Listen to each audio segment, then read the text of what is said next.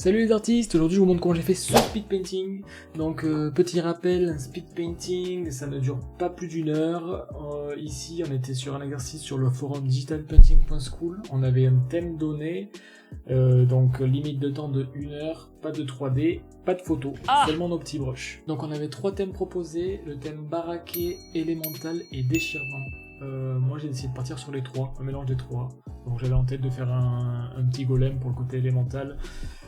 Déchirement, il a une partie de son corps qui se détache, et le troisième thème baraqué, un bon costaud golem quoi. Voilà.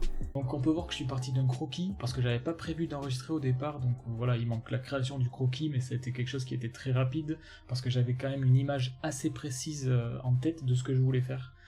Bien sûr, je suis allé chercher quelques références et inspirations quand j'avais un moment quoi.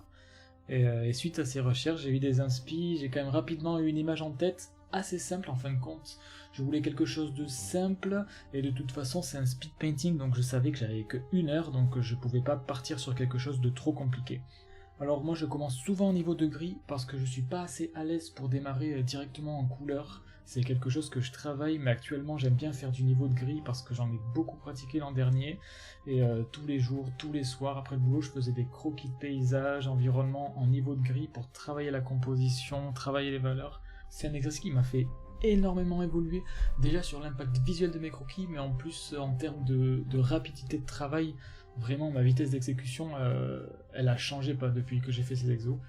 Je vais vous montrer des exemples parce que le visuel ça parle mieux que les mots. Donc voilà, ici je peux vous montrer des croquis que j'ai fait récemment. Pour certains ça va aller de 5 minutes à 1 heure. Par exemple, voilà, vous voyez celui avec le dromadaire là, c'est un truc où j'ai passé 5 minutes quoi, parce qu'il y a que des silhouettes en différentes valeurs. Donc il n'y a pas beaucoup de détails, mais ça permet quand même d'avoir une bonne idée pour la composition de l'image. C'est surtout super important quand on fait des recherches de composition justement, le fait de réussir à les faire vite et pas passer une demi-heure sur chaque compo, parce qu'il faudra en faire peut-être une dizaine, et finalement en choisir une qu'on continue parmi tant d'autres. Mais en comparaison à ça, je peux vous montrer des choses que je faisais avant, et là je pouvais passer des heures sur un résultat comme ça. Voilà. Par exemple sur celui-là, je crois que j'avais passé 2 ou 3 heures, c'est juste incroyable. Pour le résultat qu'on a, c'est quand même abusé, et c'est faire des exercices, des vignettes, en noir et blanc comme ça, je le conseille vraiment, ça aide beaucoup. C'est là aussi quand on se rend compte des progrès qu'on peut faire. On a souvent des moments de doute, des moments où on se dit ça sert à rien ce qu'on fait, et finalement quand on voit ce qu'on faisait avant et qu'on retrouve des anciennes créations, ça fait plaisir. Mais oui, c'est clair. Et voilà, bon ici c'est pas le thème de la vidéo, mais si ça vous intéresse d'en savoir plus sur les exercices que je pratiquais et voir comment je travaille sur ce type de croquis, dites-le moi en commentaire, je ferai une vidéo dédiée à ça. Alors pour revenir au speed painting, une chose qu'on peut remarquer ici, c'est le fait que je travaille sur une toile assez petite. Si vous regardez la vidéo en grand écran, c'est la taille réelle à laquelle je dessinais sur Photoshop. Donc pour info, j'utilise une tablette à écran de 13 pouces. Donc on voit que je zoome pas sur ma toile parce que le plus important ici c'est d'avoir une bonne vue d'ensemble. Tous mes débuts de painting, je les commence de cette manière-là. Parce que justement, avant je faisais l'erreur d'aller travailler en détail certains éléments de ma création. On peut passer rapidement 2 ou 3 heures à détailler quelque chose. On va trouver notre créa super sur le moment, hein, ça c'est sûr, mais le lendemain, peut-être qu'on va revenir, on va l'ouvrir, on va dire mais tiens, c'est quoi là, il y a un souci de composition, mais ça marche pas, il y a un problème de lumière peut-être, enfin je sais pas, mais en tout cas ça va être la grosse galère pour modifier tout ça, parce que j'ai passé 3 heures à détailler un élément, sauf que maintenant ça va plus du tout et il faut le déplacer. Sur mes dessins, j'avais tendance à détailler mon personnage, ensuite ce petit rocher là-bas, et laisser le reste à l'état de croquis limite, alors qu'il faut que toutes les parties de la création soient à peu près au même stade d'avancement. C'est pour ça que le fait de travailler de loin, ça permet de ne pas se perdre dans les détails, et surtout ici, pour un speed painting, là le but c'est d'avoir un résultat convaincant en moins d'1 heure, on ne peut pas se permettre de perdre du temps dans les détails. Le plus important, ça va être la vue d'ensemble du dessin, c'est pour ça que je travaille sans zoomer sur la toile. Donc là on va voir que je passe en couleur, ça reste très très simple puisque finalement je teinte seulement mon gris en bleu, hein. J'avais en tête ensuite d'ajouter une source lumineuse au niveau du golem, et après peut-être une source lumineuse extérieure qui vient éclairer les côtés du golem. Voilà, ça reste assez simple.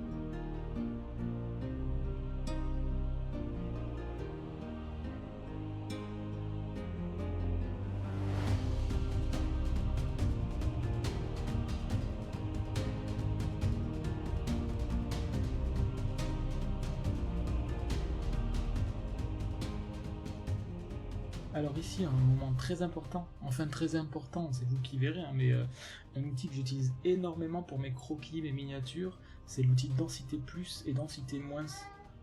C'est un outil ultra pratique que j'utilise beaucoup, qui va apporter de la lumière ou des ombres ultra rapidement à la scène en fait.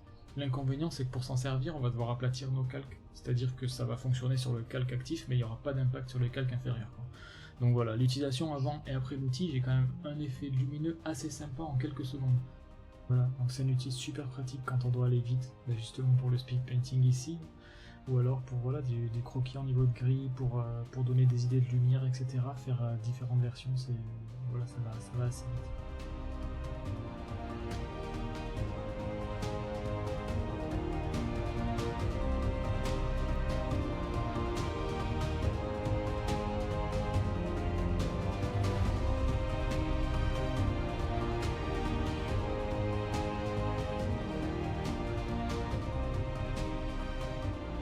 Maintenant, je vais venir ajouter une nouvelle lumière sur le sujet principal de mon dessin, quelque chose qui va attirer l'œil et faire ressortir l'élémental. Du coup, j'ai choisi une couleur chaude pour faire un contraste avec le bleu qui est elle une couleur froide, et je trouvais que voilà, ça fonctionnait pas trop mal ensemble.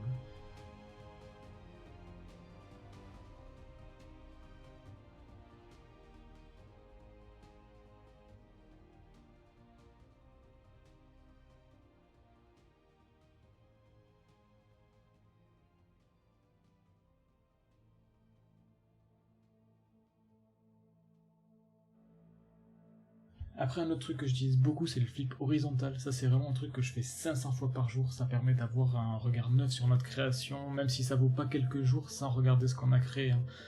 Ça me fait penser à la citation de De Vinci qui dit « Sachez vous éloigner, car lorsque vous reviendrez à votre travail, votre jugement sera plus sûr. » Et ça, c'est tellement vrai. Le fait de revenir sur une création au bout de quelques jours, quelques semaines, voire quelques mois même, c'est le meilleur moyen de faire son autocritique. Ça permet peut-être une très bonne surprise, où on va se dire mais purée, il était super cool ce painting, pourquoi je l'ai laissé tomber, il mérite que je le continue, ou alors ça peut être complètement l'inverse, et on se rend compte que rien ne va, qu'il faudrait tout modifier, alors qu'au moment où on l'a dessiné, on le trouvait incroyable. Mais ouais, vraiment, ne pas regarder ses créations pendant une longue période, ça aide, mais c'est super difficile, parce qu'on a tout le temps envie de revenir voir le truc qu'on a dessiné la veille, c'est très dur de se forcer à ne pas regarder. Du coup, le mieux, c'est en fait de travailler sur plusieurs projets, et voilà, un projet qui est en cours, on va travailler sur un autre en parallèle, et le premier, on revient pas dessus jusqu'à la semaine prochaine, ou un truc comme ça, mais on est tout le temps tenté d'aller ouvrir le petit PSD et se dire, tiens, voyons, qu'est-ce que ça donne depuis hier. Mais ouais, plus on attend, mieux c'est.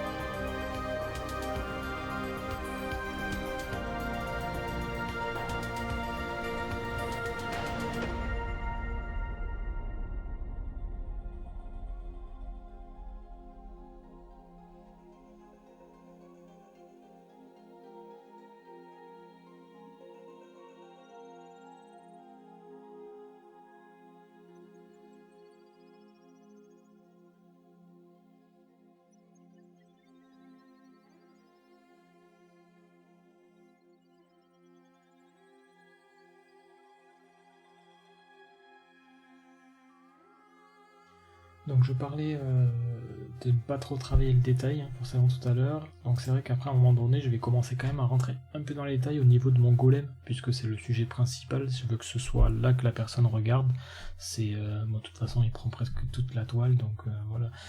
Le fait d'aller mettre des détails là où on veut que la personne regarde, ça va attirer un petit peu plus l'œil.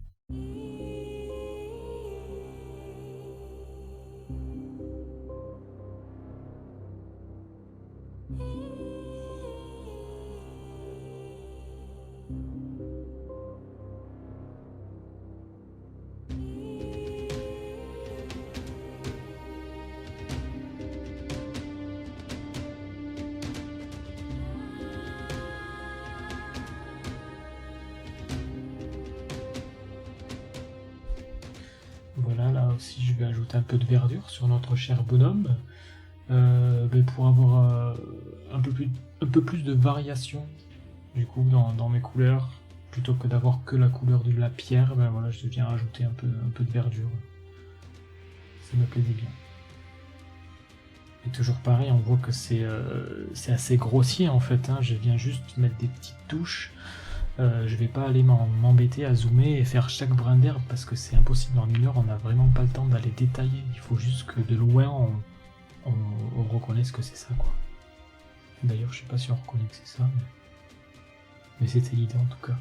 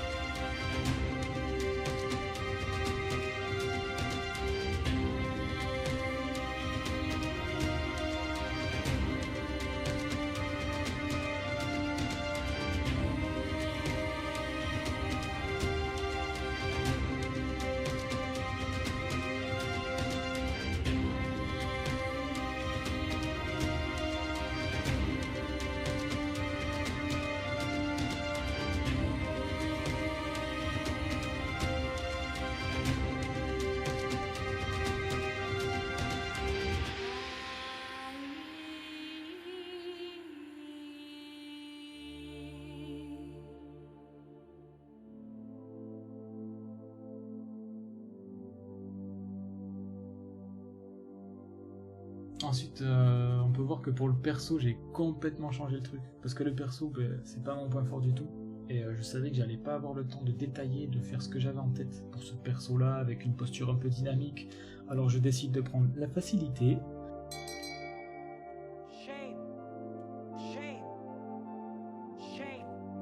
Et de faire un type en robe avec des pouvoirs beaucoup plus rapides à faire, ce qui me permettait de rester dans les temps.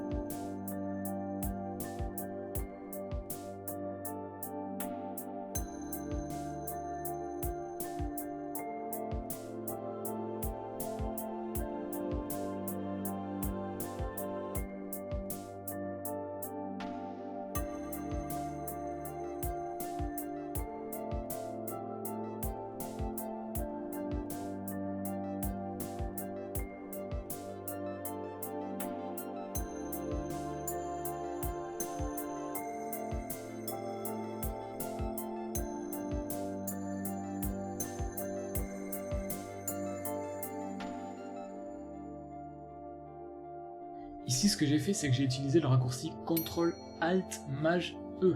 I am under the water. Please help me. Here too much raining. Toujours plus long quand même. Non, bref, ça permet d'aplatir tous les calques qu'on voit dans un seul calque. Et là, je viens de faire des retouches avec mon outil densité plus, densité moins, en fait, pour, voilà, je viens éclaircir ou assombrir certaines zones de ma scène.